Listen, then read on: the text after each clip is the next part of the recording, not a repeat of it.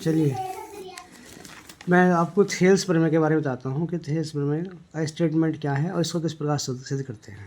देखिए इसका स्टेटमेंट ये है, सिद्ध कीजिए कि किसी त्रिभुज की एक भुजा के समांतर अन्य दो भुजाओं को भिन्न भिन्न बिंदुओं पर प्रतिच्छेद करने के लिए एक रेखा खींची जाए तो ये अन्य दो भुजाएं एक ही अनुपात में विभाजित होती हैं। इसका हमें प्रूफ करना है। तो प्रूफ करने के लिए सबसे पहले एक बिना नाप का त्रिभुज बना लेंगे जो मैंने बना रखा है ABC। फिर इसकी किसी एक भुजा के समांतर, जैसे मैंने यहाँ BC ली है तो BC के समांतर एक भुजा DE खींच दी गई है। हम AB के समांतर भी खींच सकते हैं, लेकिन वो ट्रायंगल इधर को तिरछा बनेगा। जैसे AB ये है तो इसके समांतर यहाँ से खींच जाएगी ऐसे, और AC के समांतर भी खींच सकते हैं। जैसे AC है तो ऐसी एक रेखा यहाँ खींच सकते हैं तो वो AC के समांतर हो जाएगी, लेकिन वो त्रिभुज भी उल्टा बन जाएगा, यानी चित्र उल्टा दिखाई देगा। तो सबसे बढ़िया ये रहेगा कि आप BC के समांतर एक रेखा खींच दीजिए कहीं भी, यहाँ पर DE। ठीक, तो जो हमने BC के समांतर खींची है ये एक रेखा हो गई, और इस BC को छोड़कर जो दो रेखाएँ हैं त्रिभुज की, जिन्हें अन्य दो रेखाएँ कहा गया है, वो AB और AC है। तो अन्य रेखाएं कौन सी हो गई हैं, मैं लिखे देता हूँ। अन्य रेखाएं हो गई हैं AB व AC, A से लेके B तक और A से लेके C तक, ये दो अन्य रेखाएं हो गई हैं। ठीक है, BC को छोड़कर, चूँकि BC के समांतर यहाँ खींची गई है। इसमें लिखा हुआ है सिद्ध कीजिए कि किसी त्रिभुज की एक भुजा। तो पहले त्रिभुज बना लेंगे बिना नाप का, ये ABC मैंने बना रखा था पहले से ही। और आगे त्रिभुज की एक भुजा के समांतर, तो वो एक भुजा मैंने BC ले ली है और इसके समांतर भुजा एक DE खींच दी है। और आगे लिखा अन्य दो भुजाओं को भिन्न भिन्न बिंदुओं पर प्रतिच्छेद करने वाली, तो इस भुजा BC के समांतर मैंने भुजा खींची है DE, जो भुजा AB और AC, जो अन्य भुजाएं हैं दो, इसे छोड़कर AB और AC इन भुजाओं को बिंदु D पर और E पर प्रतिच्छेद कर रही है, जो DE रेखा।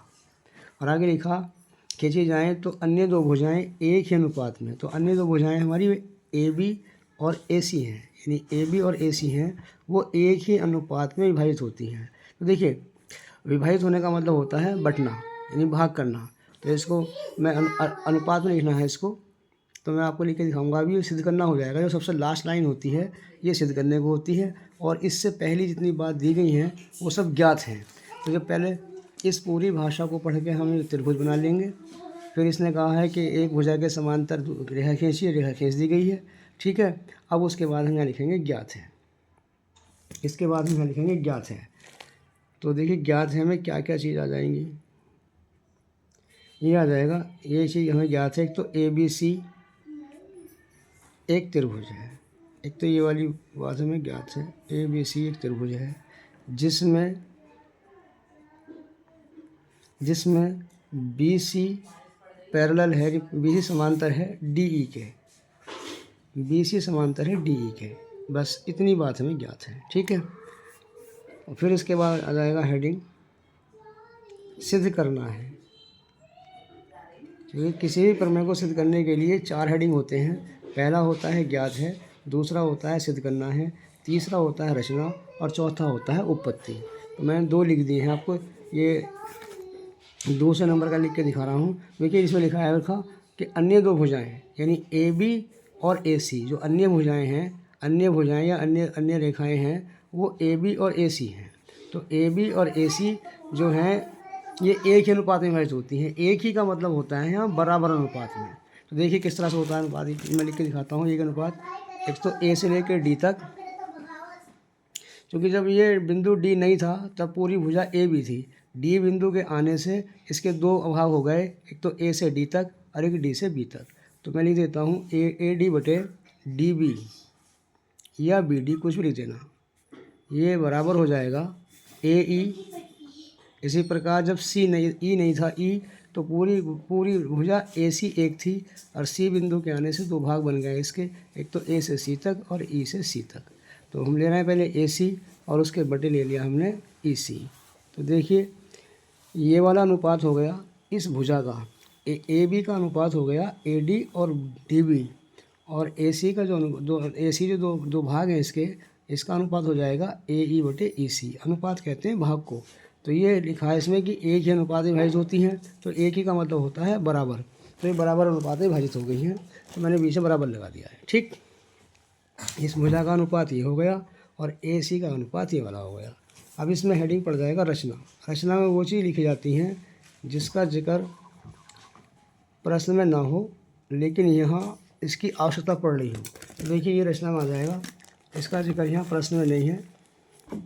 तो यहाँ पर एक तो मैं इसको यहाँ मिलाता हूँ, इसको डिवाइड, ये रेड से कर दिया है ताकि अलग दिख जाए, इसमें को मिला हुआ दिखाई ना दे, ये वाला। और इस पर लम डाल देता हूँ ई बिंदु से, ई बिंदु से लम डाल देता हूँ इस पर। इस तरह से ये लम पड़ जाएगा AD पर।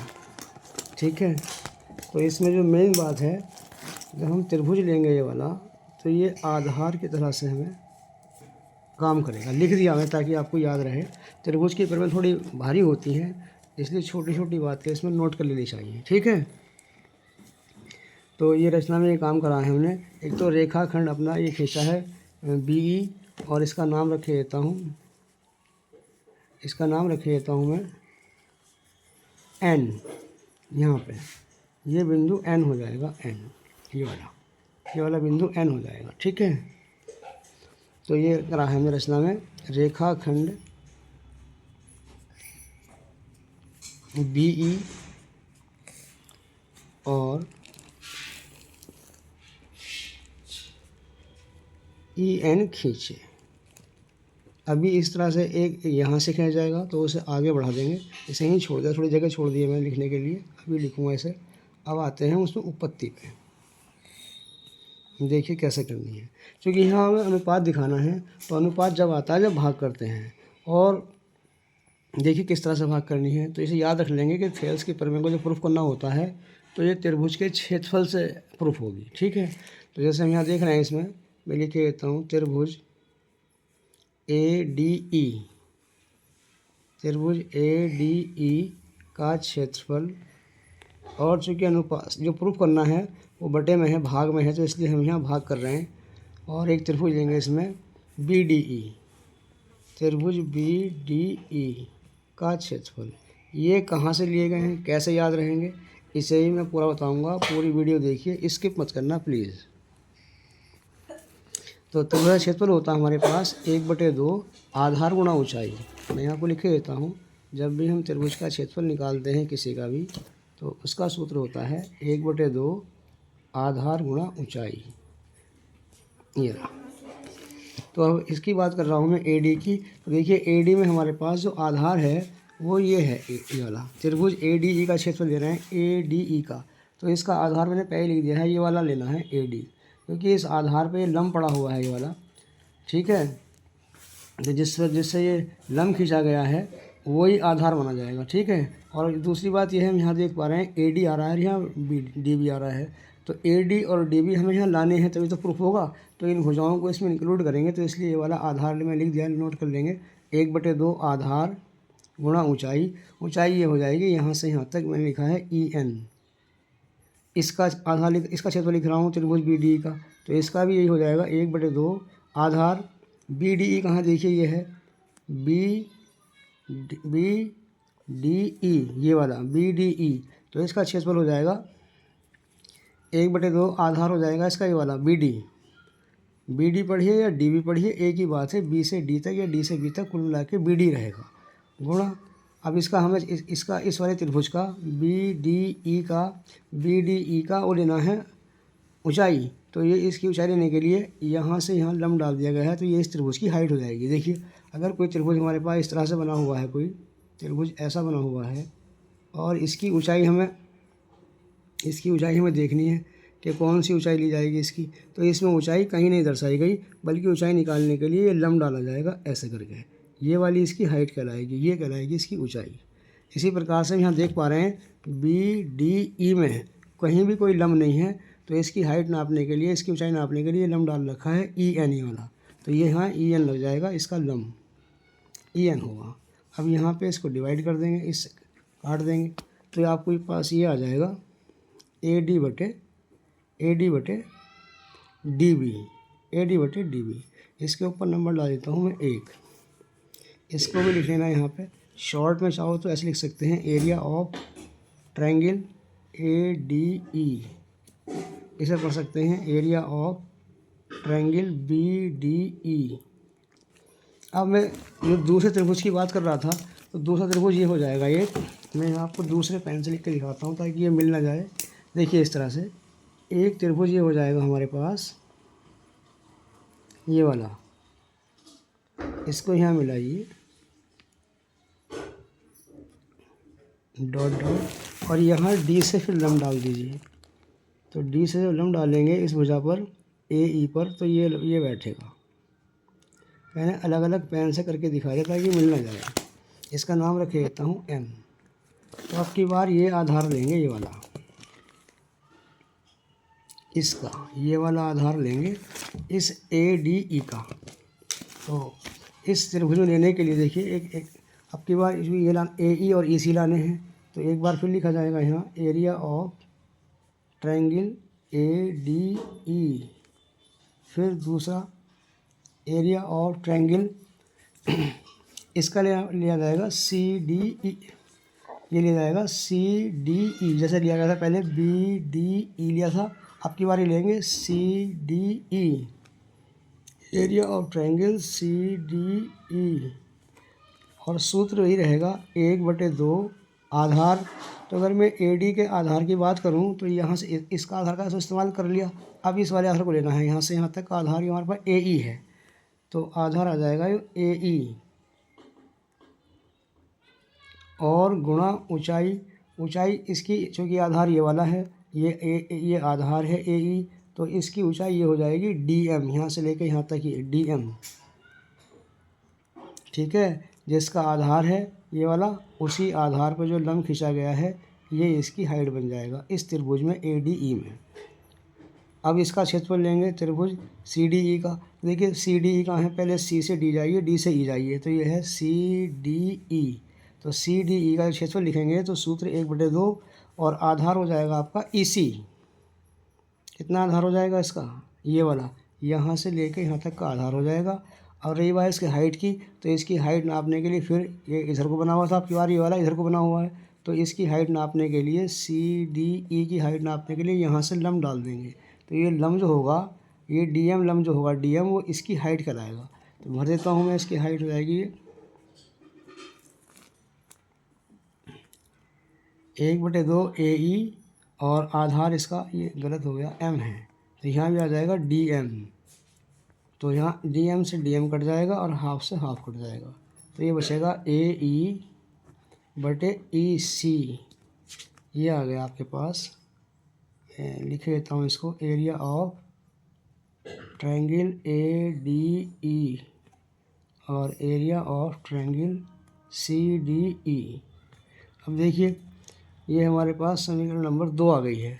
तो ये जो हमें सिद्ध करके लाना है उसमें ए डी बटे डी बी आ रखा है और ए ई बटे ई सी आ रखा है। तो इन भुजाओं को लेकर ही ये त्रिभुज चुने गए थे। ठीक है, अब अगर देखें आप इनके लेफ्ट हैंड में देखें तो यहाँ लिखा है area of triangle A D E, यहाँ भी लिखा है area of triangle A D E, यहाँ पे लिखा है इसमें area of triangle B D E, और यहाँ पे लिखा है area of triangle C D E. बस ये ज़रा सी बात है कि ये वाला इस त्रिभुज का क्षेत्रफल इस त्रिभुज के क्षेत्रफल के बराबर दिखाना है, और जैसे ही इसके बराबर हो जाएगा तो ये दोनों समीकरणों के बाएं पक्ष यानी लेफ्ट हैंड बराबर हो जाएंगी। और जब दो समीकरणों की लेफ्ट हैंड बराबर होती हैं यानी बाएं पक्ष बराबर होते हैं तो दाएं पक्ष उनके अपने आप ही बराबर हो जाते हैं और प्रमेय सिद्ध हो जाएगी।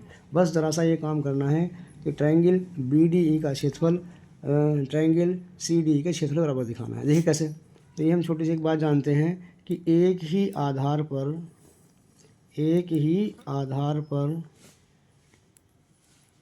पर बने दो त्रिभुजों के क्षेत्रफल समान होते हैं। ठीक है, देखिए मैं आपको बना के दिखाता हूँ। जैसे हमारे पास त्रिभुज है, ये वाला एक त्रिभुज है और मैं इसको यहाँ इस तरह से मिलाया, जैसे यहाँ मिलाया गया है ये वाला, ऐसे मैंने आपको मिला के दिखा चाहिए। तो ये त्रिभुज जो बना है ये वाला, इसका इस त्रिभुज का आधार ये है, और इसको मैं यहाँ बना दूँ ऐसे करके, तो ये त्रिभुज जो बना है इस त्रिभुज का आधार भी यही है। तो इस त्रिभुज का क्षेत्रफल इस वाले का और इसका क्षेत्रफल दोनों के समान होंगे। ठीक है, जैसे मैं नाम रख दूँगा इसके, यहाँ पे बी रखा हुआ है, यहाँ पे सी रखा हुआ है, यहाँ पे डी रखा हुआ है और यहाँ पे ई रखा हुआ है। ठीक है, तो इस त्रिभुज की बात करूँ इसकी बी ई सी की, और इसकी बात करूँ सी डी या इसकी बी डी सी की, तो इन दोनों के चूँकि आधार जो एक ही है, इस त्रिभुज का भी आधार यही है और इसका आधार भी यही है। तो ये हम यहाँ देख पा रहे हैं, देखिए यहाँ ध्यान से देखिए, त्रिभुज इसका क्षेत्रफल देख रहे हैं बी डी ई का क्षेत्रफल। तो जो बी डी ई है ये वाला, तो इसका आधार भी यही है, ये वाला आधार है इस त्रिभुज का। इसका बी ई सी का भी आधार ये वाला है, और इस त्रिभुज की बात करूँ सी डी बी की या बी डी सी की, तो इसका आधार भी यही है। तो दोनों के आधार समान हैं, तो आधार समान होने की वजह से इनके क्षेत्रफल भी समान होंगे। तो मैं यहाँ लिखे देता हूँ, इसलिए area of triangle B D E बराबर हो जाएगा area of triangle C D E. और जब दोनों बराबर हो जाएंगे तो यहाँ पर मैं इसका मान रख देता हूँ, इसमें समीकरण नंबर 2 से ये लिखे देता हूँ, इसमें area of triangle A D E बटे area of triangle B D E, और आगे लिखा है आपके पास पहले से ही ए ई बटे ए सी, ये वाला। ये इक्वेशन नंबर आपका समीकरण नंबर 3 आ जाएगा। तो यहाँ लिख देंगे हम समीकरण नंबर 1 व समीकरण नंबर 3 से, क्योंकि 1 और 3 के लेफ्ट हैंड बराबर हैं। जब लेफ्ट हैंड बराबर हैं ये वाले और ये वाले, तो इनके राइट हैंड ये भी और इसका राइट हैंड ये भी आपस में बराबर होंगे, यानी ए डी बराबर ए डी बटे डी बी बराबर हो जाएगा ए ई बटे ए सी। इस प्रकार से ये हैंस प्रूव्ड लिख देंगे। तो इस प्रकार से आपकी ये थेल्स थ्योरम पूरी प्रूफ हो गई है, और इससे ज़्यादा शॉर्टकट नहीं हो सकती। ये मैंने बहुत शॉर्ट में लिखा है। ठीक है, अगर आपको ये जानकारी अच्छी लगी हो तो हमारी इस वीडियो को शेयर करें, चैनल को सब्सक्राइब करें, और धन्यवाद।